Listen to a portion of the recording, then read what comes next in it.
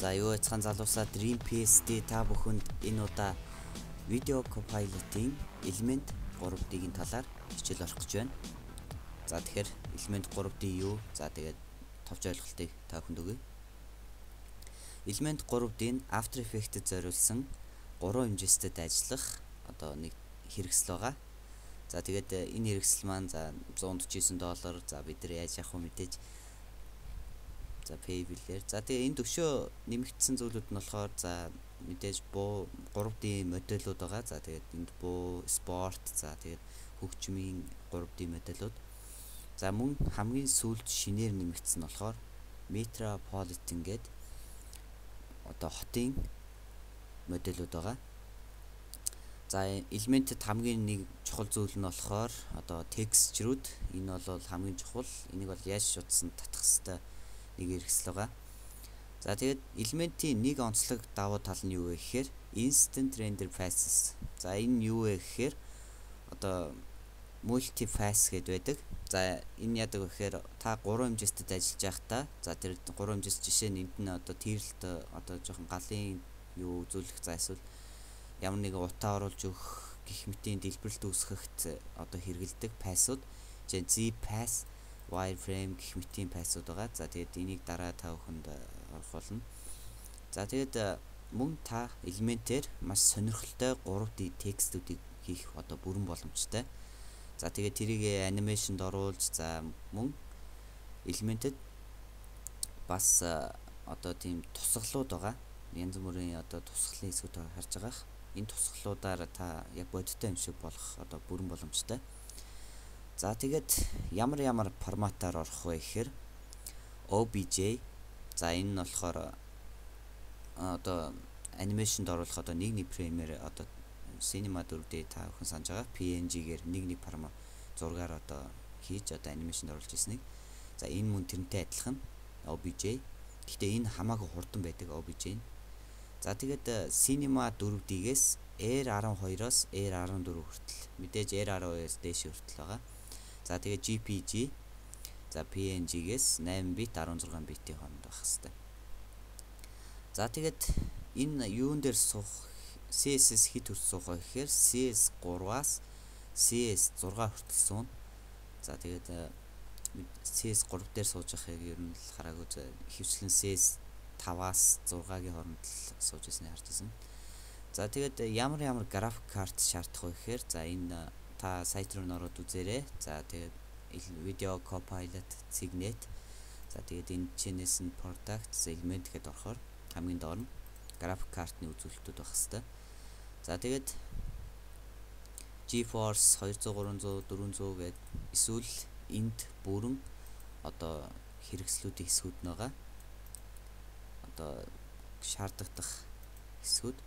За хэрвээ энэ хэсгүүд танд таарч байх юм бол за manual энэ хэсгүүд таны аль нэг дээр нь таарч байх юм бол за тэгээд Element ажиллах боломжтой гэж бодож байна.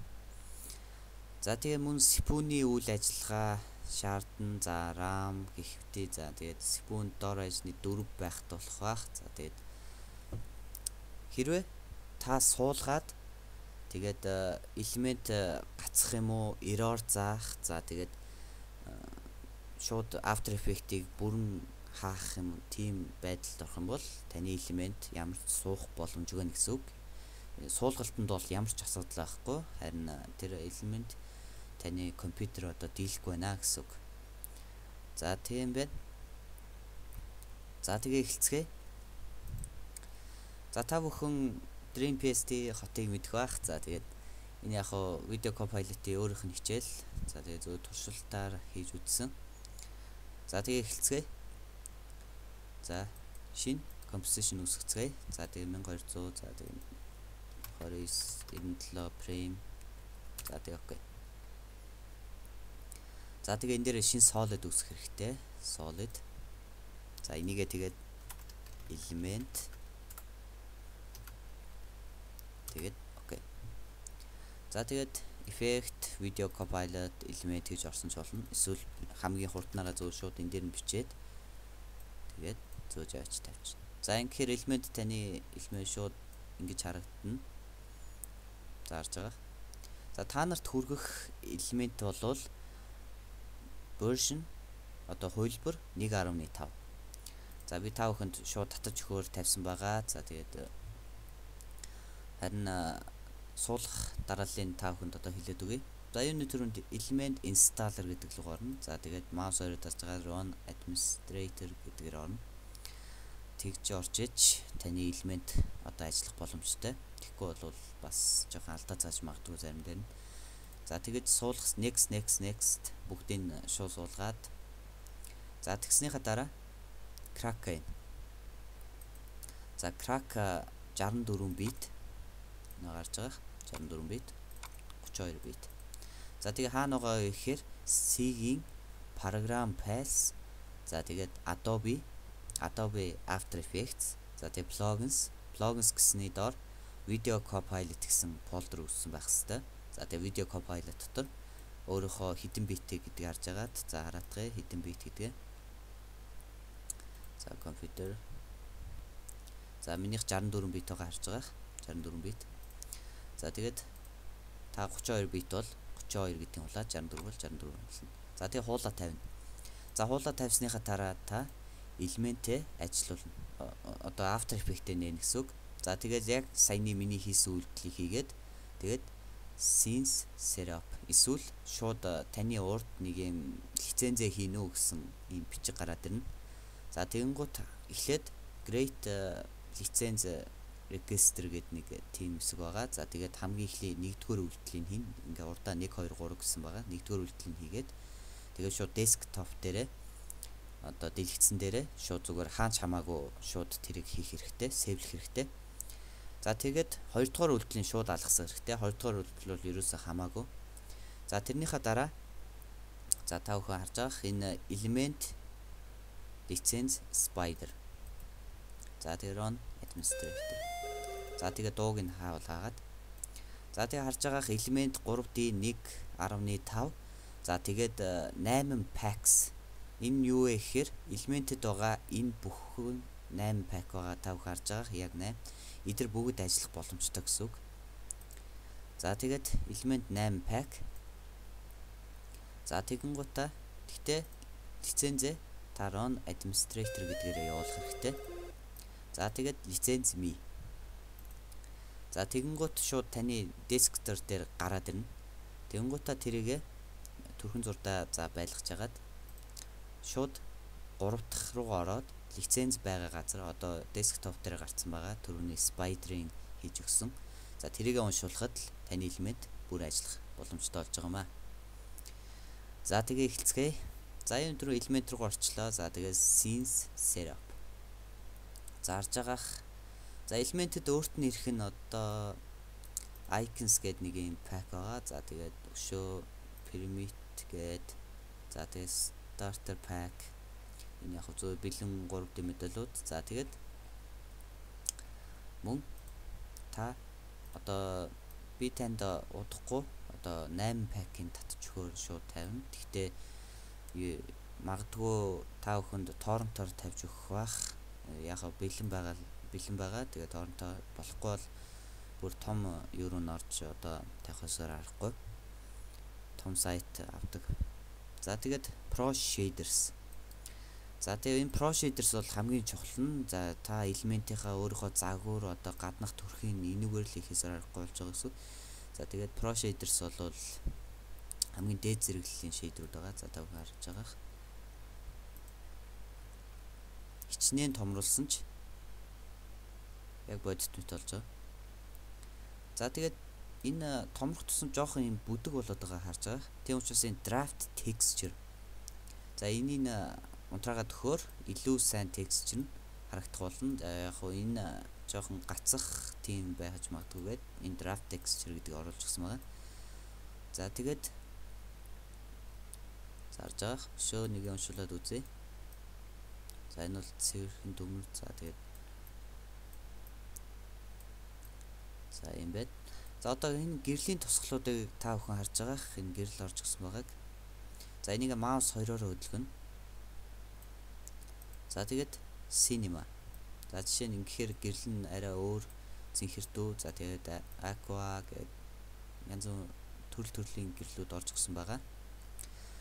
За одоо энэ дээд талаа энийг харж байгаа. За тэгээд энэ юу вэ гэхээр одоо таны тойргийн төрөүний гэрлүүд гэсэн үг. За харж байгаа. Parking. Окей. Энд мөдл natural. За тэгтээ энийг бид нэр яаж харах вэ гэхээр энэ доор байгаа хэсэг байгаа харж байгаа. Энийг ажиглаад өгчих хэрэгтэй. Тэгэхээр таны тусгалын хэсгүүд яаж харагдаж байна харж байгаа. Тэгэхээр энэ цаана байгаа энэ одоо энэ газар байгаа юм шиг харагдаж байгаа. За тэгээд энэ нь яг энэ дээр одоо манай энэ icon дээр одоо яг ингэж тусч толинд цонхон дээр тусч байгаа юм шиг одоо нэг тийм тусгал үүсгэнэ. За харж байгаа энд нэг тусгал ингээ үүсэж байгаа. За юм байна. За тэгээд та бүхэн бас 3D модельүүдийг хармаар байгаа. За тэгээд 3D модель энд бүгд байна. Жишээ мөнгөний модель. За нэг төр зураг гаргах юм. Мөнгөний модель, гихмтийн модельүүд байгаа харж байгаа. За тэгээд хэрвээ одоо та нэг модель дээр дарах болгонд элементийн sense гэсэн хэсэг дээр одоо модельүүд хэсэг гарч ирнэ. Жишээ нь biohazard гэнгүй biohazard хэсэг гарч ирнэ. За тэгээд хэрэг устгахыг хүсч бол энэ дээр нь устгах хэсэг байгаа. За тэгээд энэ дээр өшөө нэмэлт юмнууд гэхээр за diffuse, за та бүхэн cinema мэддэг бол гадарлаж байгаа байх. Жишээ нь өнгөний хэсэг. За тэгээд энэ bevel ийм одоо biohazard гэдэг дээр нь дарж байгаа. За жишээ нь flat texture сунгаж өгөх гэх мэтийн. За тэгээд эсвэл жоохон өнгийн засах гэд. За энийг та бүхэн ингээ оролдоод үзээрэй. Шууд нэг нэгээр нь хийж үзээд.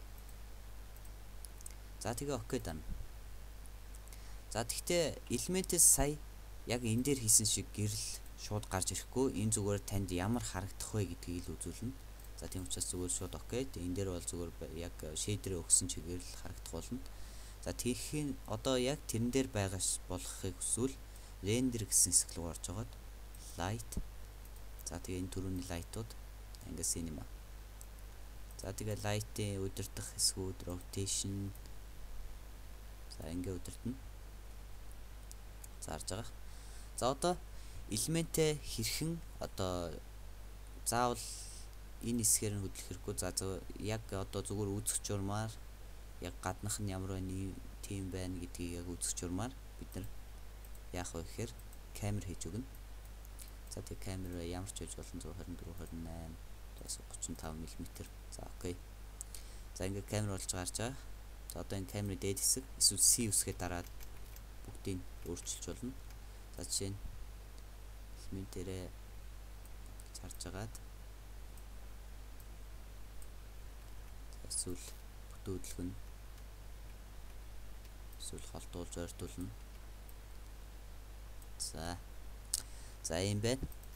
За тэгэхээр элемент нэг онцлог нь за та энд нэг гэсэн юм байгаа харж байгаа. За энэ групп нэг гэсэн үг. За тэгэхээр энэ групп нэг рүү орно. За тэгээд за жишээ нь particle look. За энэ жижиг том болгох. За жишээ нь жижиг болгочихъя. За тэгээд random эсвэл за жишээ нь sphere. За тэгээд жоохон тоогийн нэмж өгөөд. За одоо тэгээд хоорондох зай эдрийн засч өгнө. За тэгээ энийг одоо мэдээж харахын тулд зөвөр камераараа ингээ хөдлөхөд хангалттай. Яг л cinema дээр ажиллаж байгаа юм шиг. За ийм нэг гайхалтай хэрэгсэл байгаа. За тэгэхээр энд өшөө олон төрлийн хэсгүүд байгаа. За тэгээд та бүхэн бүгдийг туршиж үзээрэй. За тэгээ бас түгээмжлэг асуудал байж магадгүй. Хэрвээ элемент яг ингээ гацаад бас энийг ер нь пул хайлт ер нь хийж болгосон ер нь жоохон гацх тал руу байх юм бол энийг шийдэж өгсөн байгаа. За энэ дээр болохоор preview. За ингэхээр texture-ууд нь ер нь бүдэг тал руу болно. За эсвэл draft. За ингэхээр ерөөсөө зүгээр л харуулна гэсэн үг. Яг cinema дээр рендерлэхээр зөвхөн гарч ирдэг шиг. За тэгээд нэг юм байна. За одоо мэдээж зөвхөн энүүгээр байхгүй. мэдээж cinemaтай холбож өгөх хэрэгтэй. Жохон мэдээж бас холбож өгөөд хэрэгтэй. За тийм учраас бидүүлээ. За жишээ нь үзье. За жишээ нь wallpaper cinema 4D. За save. За одоо import desktop. За энд байгаа харж байгаа. Шууд импортлно. За энэ баг зэрэг унших болно.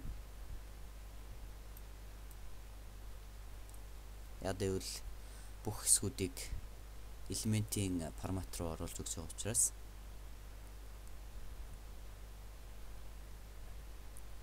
за тэр оронд зарим нэг пакуудыг тайлбарлажээ гэж бодож байна. За жишээ нь motion graphics-ийн motion design энд маш олон төрлийн пакууд гарч байгаа.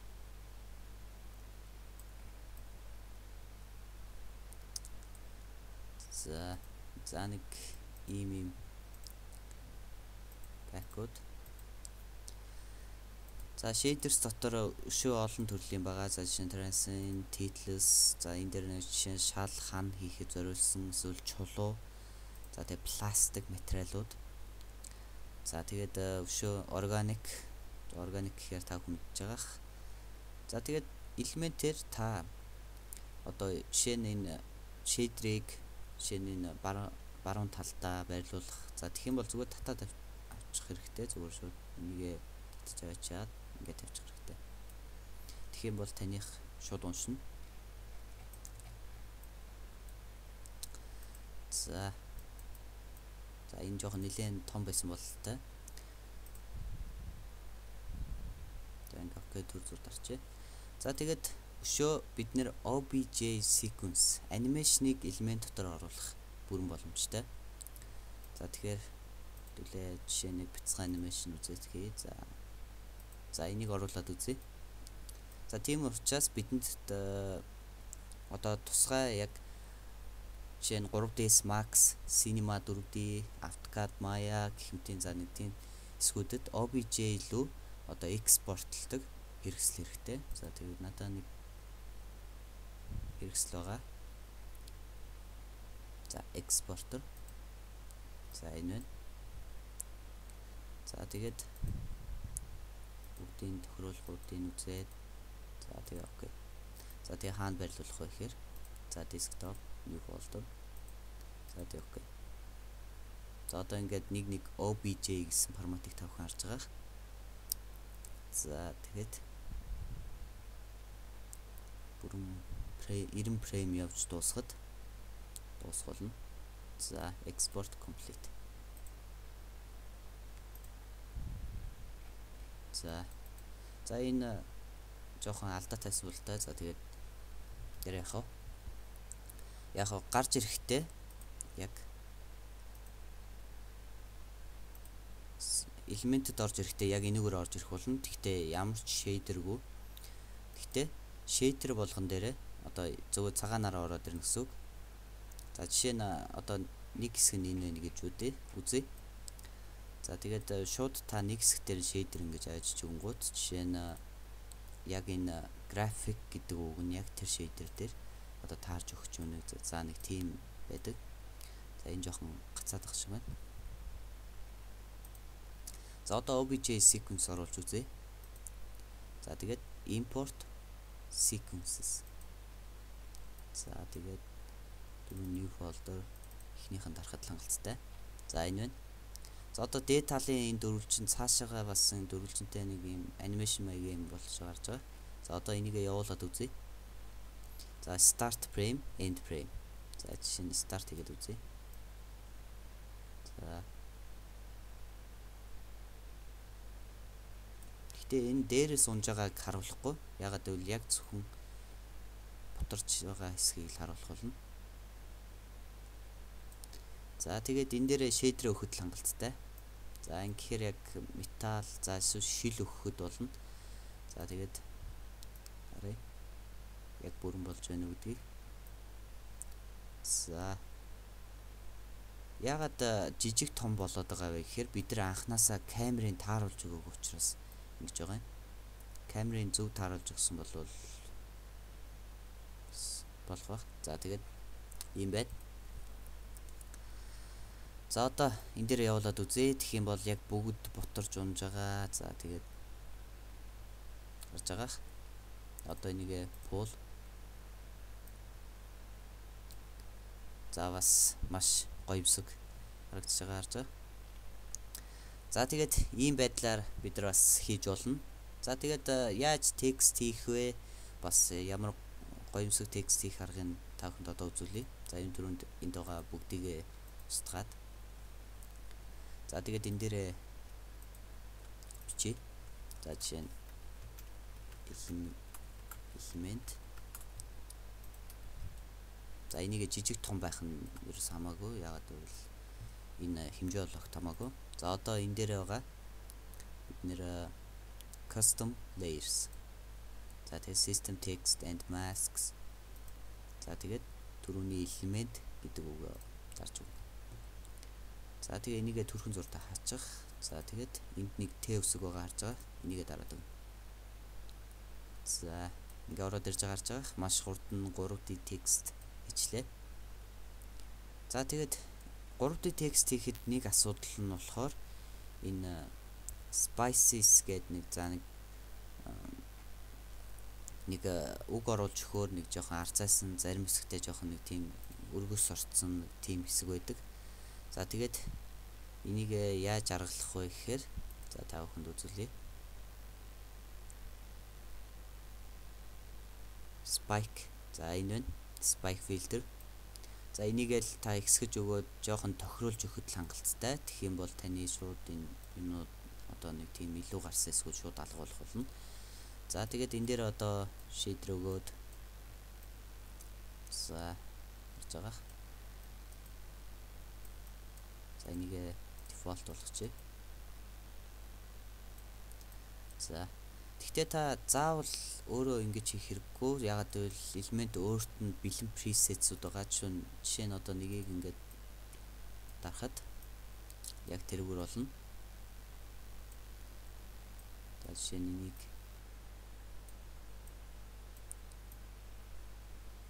зарж байгаа. За тэгээд одоо жоохон засвар жишээ нь shine гэдэг хэсгийг за өөрчлөхийг хүсвэл жишээ нь plastic гэдгийг нь оруулж өгөхөд хангалттай. За тэгэх юм бол plastic. За жишээ нь чулуу stone white гэдэг shiny гэдэг дэм тавьчих. Тэгэх юм бол яг тэр хэсэг чулуу болж гарч байгаа.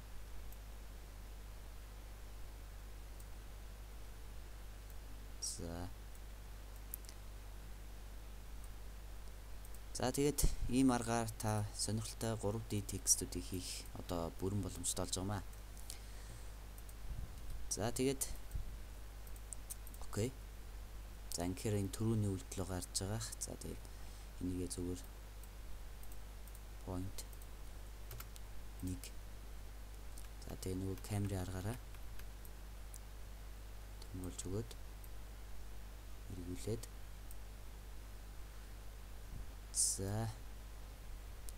За тэгээ анимашнд оруулахыг хүсвэл мэдээж та туршиж үзээд за тэгээ уртлын keyframe-ээ тавиад за тэгээд хөдлөх боломжтой болж байгаа маа. За тэгээд хэрвээ өшөө мэдгүй одоо жоохон тийм байгаа бол та Video Copilot Signet руу ороод үзээрэй. Тийм дотор элементийн талаар одоо бүрэн хичээлүүд байгаа. Гэхдээ яг хуу англи дээр бичсэн ч бас тодорхой бас HD-гээр үзүүлсэн одоо төрөл бүрийн хичээлүүд байгаа. За тэгээ өнөөдрийн хичээл инхүү дууслаа. Та бүхэн таалагдсан гэдэгт итгэлтэй байна. За тэгээд дараагийн хичээлээр уулзлаа.